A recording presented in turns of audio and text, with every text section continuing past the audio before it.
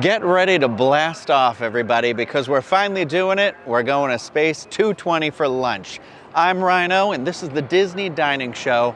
Welcome, everybody. I'm here with Craig, Erica, Kylie, and like I said, we are going to be having lunch today at Space 220. Craig was able to make a reservation happen, so I'm excited. I've never been here before. I think everybody who's going hasn't been here except for Craig went once on a media event, so it's going to be pretty new for everybody here. We're all very excited about it. Expectations are pretty high because it's up in the outer space. Get it?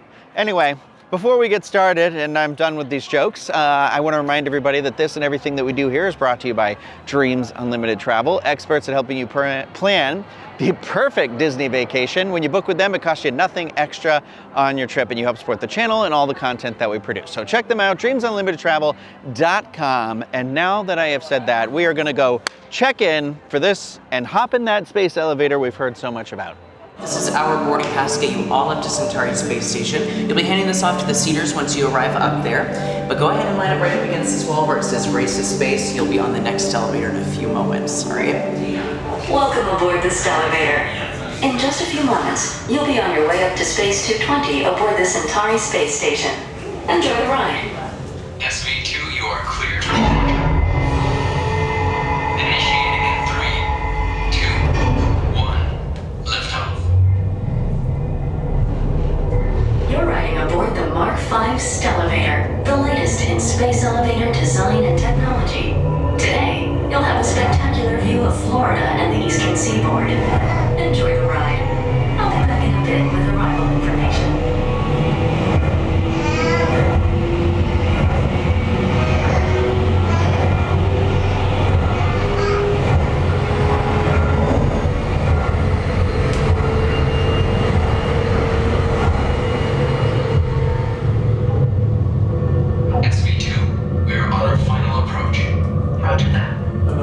We have arrived in space. We've arrived just in time, as it seems. This is the first time I've ever been in this literal space of the space restaurant, but it's actually surprisingly a little bit smaller than I expected it to be, which is fine. I'm not against that. I've always had this thing about this restaurant that when you look at pictures-wise and everything, I feel weird about how much carpet and chairs with legs there are in space, because for some reason for me you wouldn't have a wooden chair in outer space. I mean, maybe you can, I don't know. It feels like it would catch fire, so it seems weird. But aesthetically it's nice. There's giant screens here. I'm glad that I'm kind of sitting at an angle where I'm not staring at them, because it is giving me a little bit of a depth perception, sort of weird variance in my eyes. I suffer from motion sickness, but we're not really moving up here, which is nice. So I don't think it's gonna be a big problem for people. And the elevator was just fine. The ride up was nice. It was bumpy, but it was good. I enjoyed it. Yeah, it's okay. So far, so good. No, not really anything.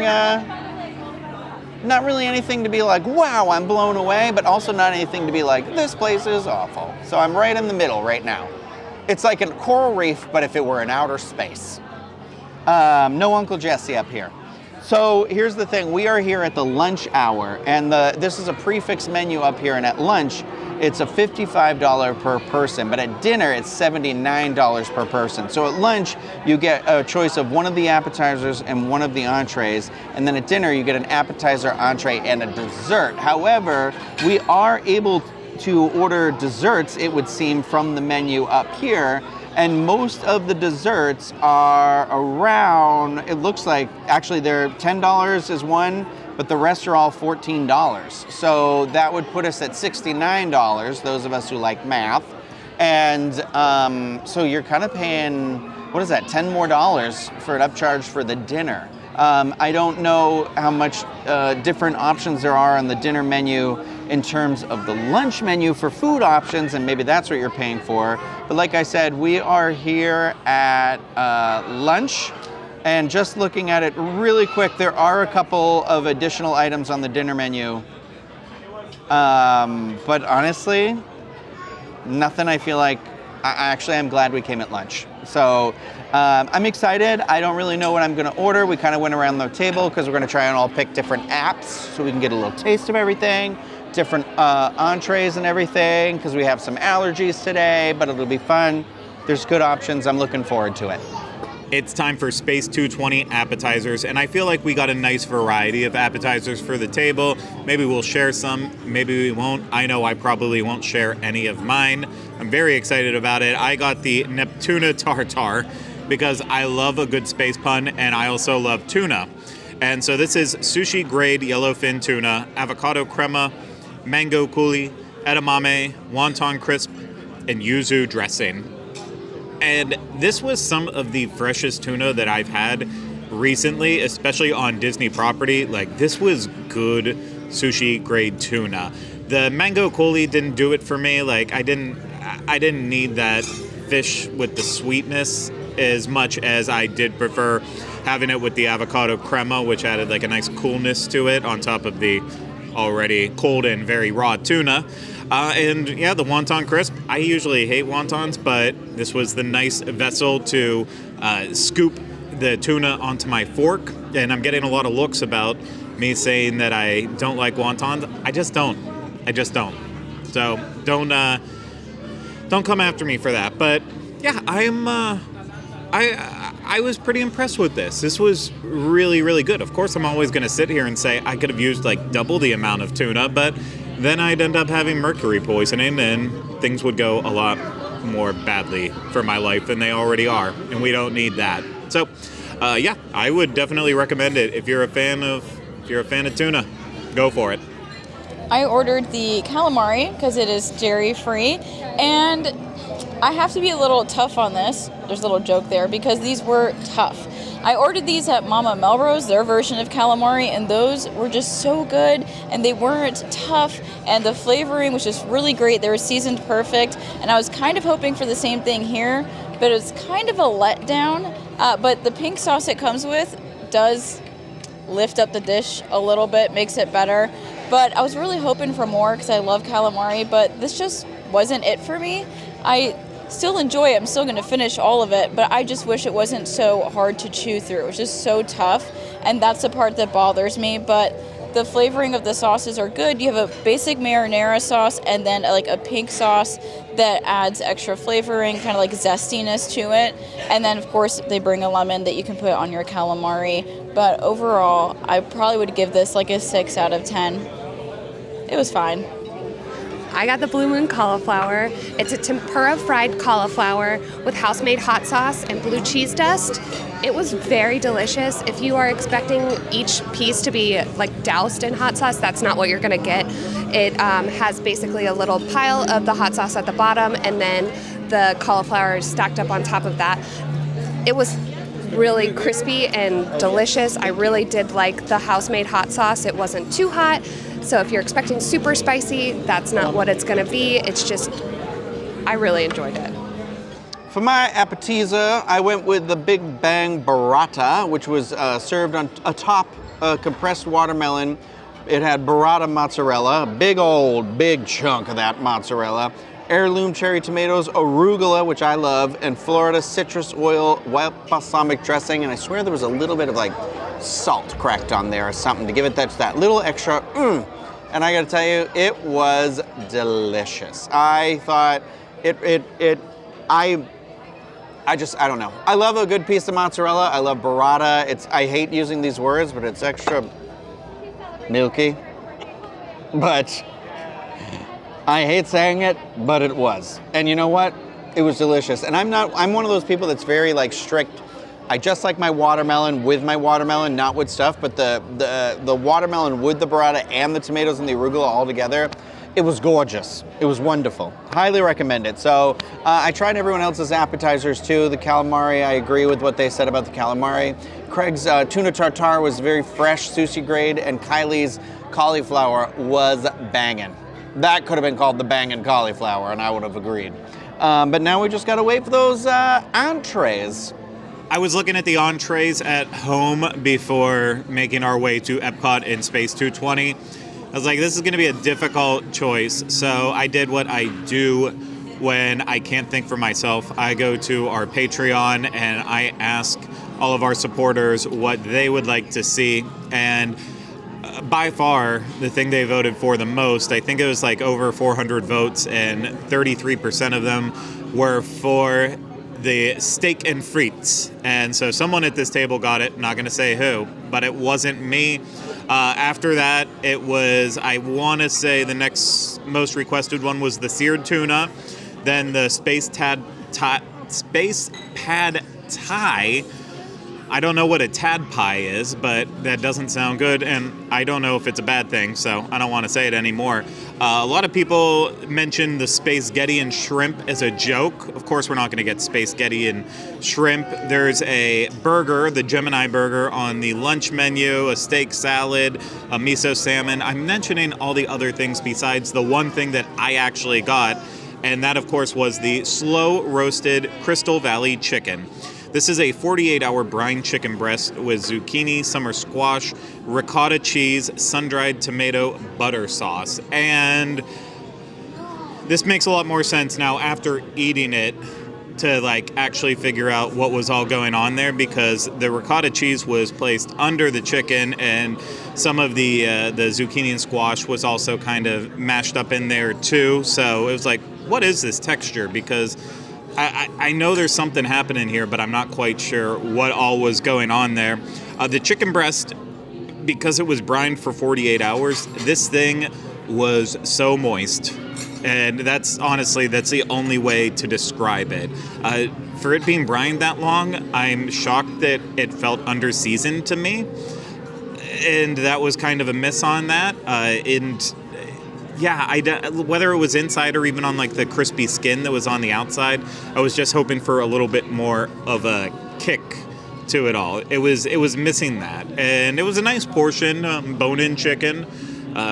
So I don't it was fine. It wasn't overwhelming. It wasn't underwhelming. It was just plain whelming. I ordered the Rocket Flame seared tuna, fennel spiced rub tuna loin, eggplant caponata, arugula, and aged balsamic.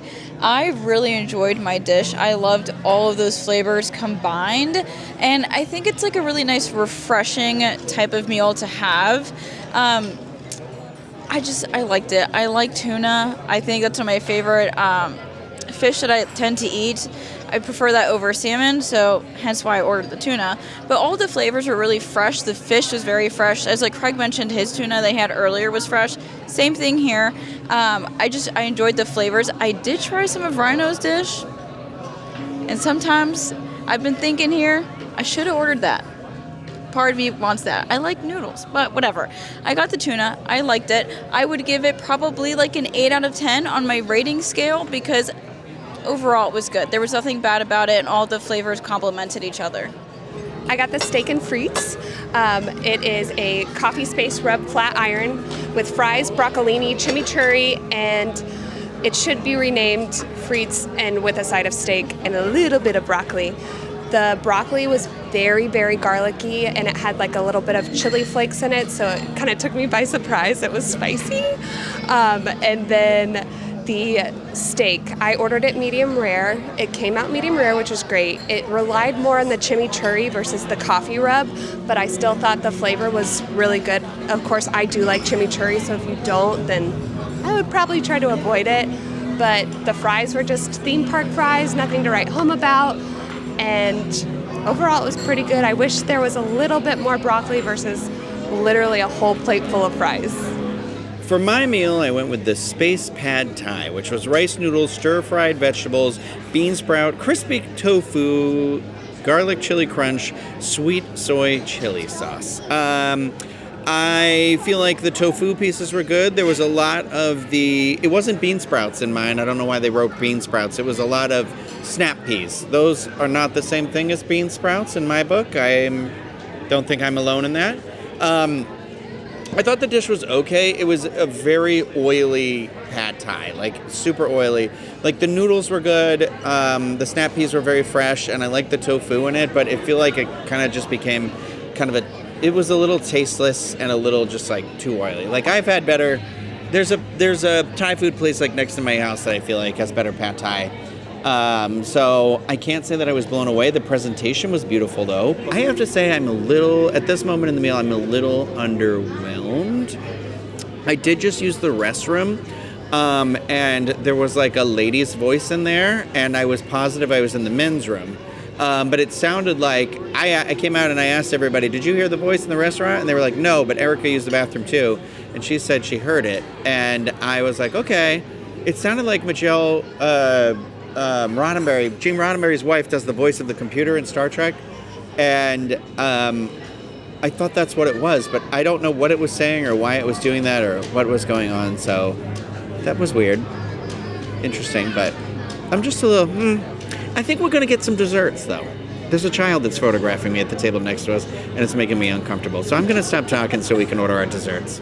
For dessert, I ordered the carrot cake. It is $14. It is carrot cake, cream cheese, candied walnuts, and toasted pepitas. And let me tell you, it is a dairy-free dessert.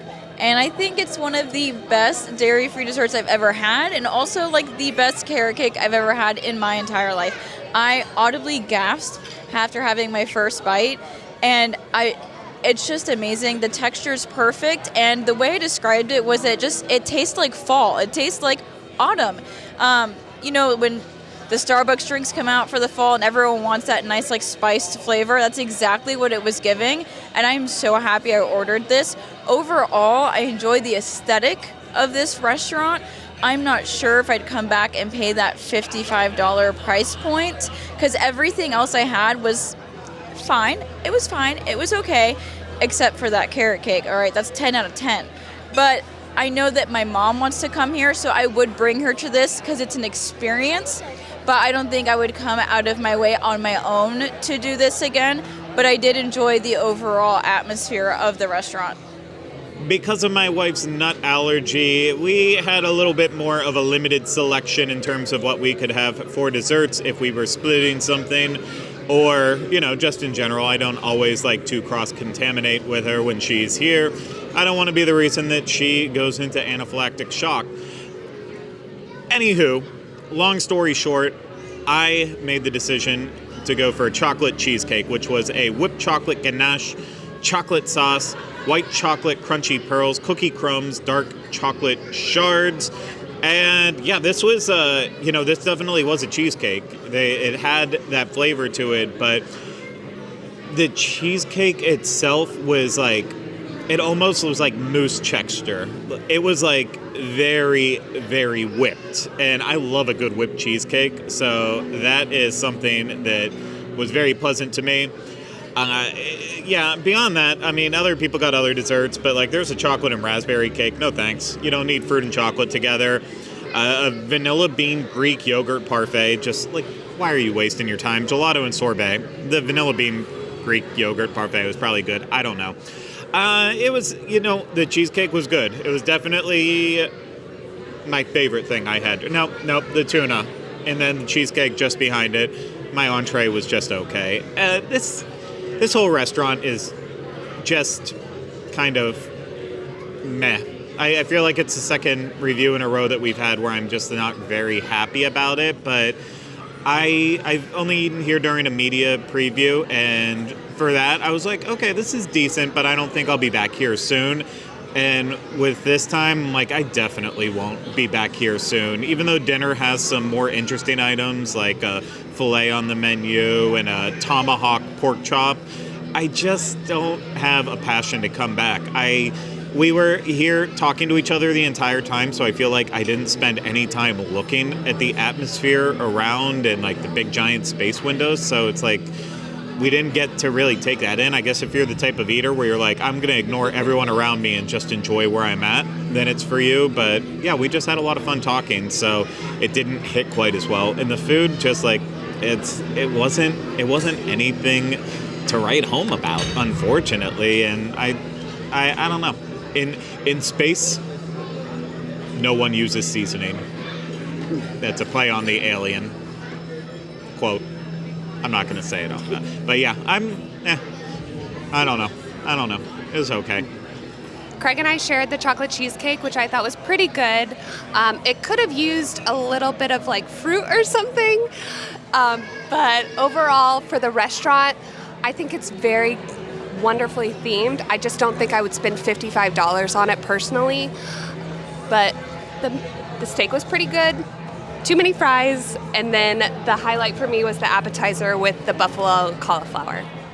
For my dessert, I went with the peanut caramel comet, which was a vanilla tart, candied peanuts, caramel popcorn, white chocolate cream. That was $14. It was very good. The presentation was really, really nice. I like the contrast of like the kind of candied, salty peanuts on the side with a little bit of like candied popcorn that went with the like little tart. It was very good. It was like bringing back some nostalgia, like flavor memories, but I can't put my finger on like what it actually felt like having. Like it was giving a little bit of what's the box of candy with the prize inside? Cracker Jacks. And you know the ball of popcorn you'd get at like Halloween or Easter or whatever, and you'd be like, this thing. But then it was good. This was a better version of that. So I enjoyed it. I did have a bite of Erica's cheesecake, and that thing slaps, as the young people say. That carrot cake was off the chain delicious. Like I would come back just to get a slice of that carrot cake. It was dairy-free. It was plant-based, dairy-free, plant-based cream cheese, plant-based carrot cake. Oh my gosh, this was good. I consider myself, the way that Craig feels about slices of beef, I feel that way about carrot cakes. And I am like, that thing was off the chain. But overall, I feel like, again, in terms of the restaurant, like the layout is fine. It's very 80s Epcot. I said it at the beginning of the video where I feel like it does feel like the Living with the Seas or Coral Reef restaurant, but in space. So it does all fit in. I think it's cool that it's here. I think the booths, like looking at it, I know I said earlier about the chairs and the choices of tabletops and stuff are an interesting choice to me, but like the booths around the windows, I like the design of those, and I feel like they fit the aesthetic of the restaurant and what they're going for a lot more. But I don't know that I'm like, I've got to get back here. Like I would definitely probably give it another shot and come for dinner, but I wasn't overly, like, other than that carrot cake, I'd sit at the bar and have a cocktail and get that carrot cake again, probably, is what I would do. Or the burrata even, because that was really good. Just the actual meals, it felt a little, I don't know, for something I'd been waiting to go to for so long, it didn't feel out of this world. Yeah, I hate myself too. So, but I think that's going to do it for this episode of the Disney Dining Show. If you like the video, thumbs up, subscribe to the channel, leave some comments, any questions. We'll answer those to the best of our ability. If you're listening to this, please feel free to rate and review the podcast wherever you listen to those. And don't forget about Dreams Unlimited Travel. They'll help you perm. They will not help you perm your hair, as no one should. They will, well, do what you want. But they will help you plan the perfect Disney vacation, and maybe they'll help you be able to make a restaurant reservation or two. Who knows? They're over there. DreamsUnlimitedTravel.com. That's going to do it for me. I think it's time to get my head out of the clouds and head back to Earth.